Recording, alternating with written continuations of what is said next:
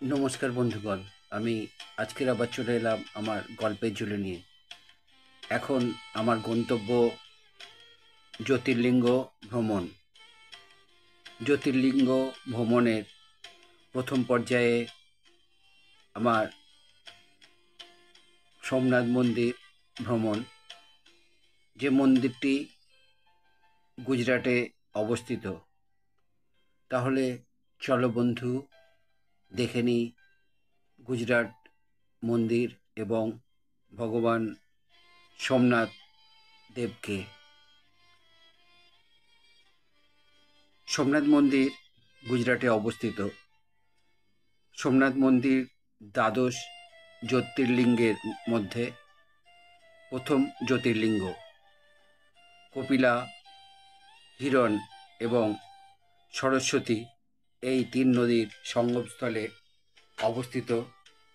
এই মন্দিরটি প্রথমে প্রতিষ্ঠার পর থেকে বহিঃশত্রুর দ্বারা প্রায় 16 বার এই মন্দিরটি ধ্বংস এবং পুনর্নির্মিত হয়েছে। এটি পশ্চিম ভারতের গুজরাট রাজ্যের সৌরাষ্ট্র অঞ্চলের প্রভাস পাটনে অবস্থিত। একাদশ শতাব্দীতে সুলতান মাহমুদ গজনীর দ্বারা প্রথমবার এই মন্দির ধ্বংস করেছিলেন। অনেক ভাঙা গড়ার পর বর্তমান মন্দিরটি হিন্দু মন্দির স্থাপত্যের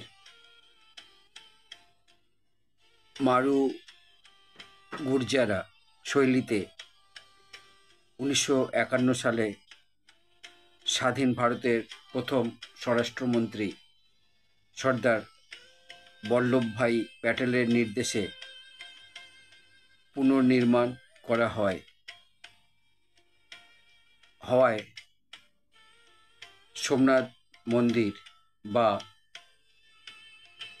দ্বাদশ জ্যোতির্লিঙ্গের মন্দিরের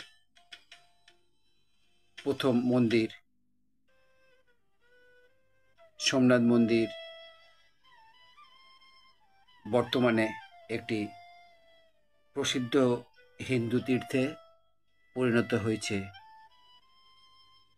দ্বাদশ জ্যোতির্লিঙ্গ দর্শন করতে হলে ভগবান শিবের এই জ্যোতির্লিঙ্গ অবশ্যই দর্শন করা উচিত।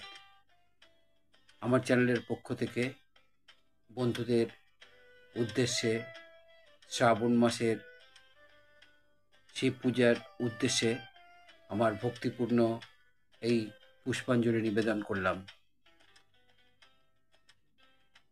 দ্বিতীয় পর্যায়ে আবার নিয়ে আসব জ্যোতির্লিঙ্গ দর্শনের দ্বিতীয় মন্দিরের গল্প বা সেই মন্দিরের দেবতার কথা নিয়ে। আমার আজকের এই প্রতিবেদন যদি আমার বন্ধুদের ভালো লাগে তাহলে আমার চ্যানেলে এসে লাইক, শেয়ার, কমেন্ট করবে। আমার চ্যানেলে নতুন বন্ধু হলে চ্যানেলটি সাবস্ক্রাইব করবে এবং নতুন পুরানো সব বন্ধুর কাছেই আমার একমাত্র অনুরোধ, তোমরা আমার চ্যানেলের বেল আইকনটা অন করে রেখো। তাহলে আমার পাঠানো সমস্ত প্রোগ্রাম খুব সহজেই তোমার কাছে বা তোমাদের কাছে পৌঁছে যাবে। আবার নতুন ভিডিও নিয়ে, নতুন গল্প নিয়ে, নতুন জ্যোতির্লিঙ্গের মন্দির নিয়ে আমি তোমাদের কাছে ফিরে আসব। খুব ভালো থেকো বন্ধুগণ। নমস্কার।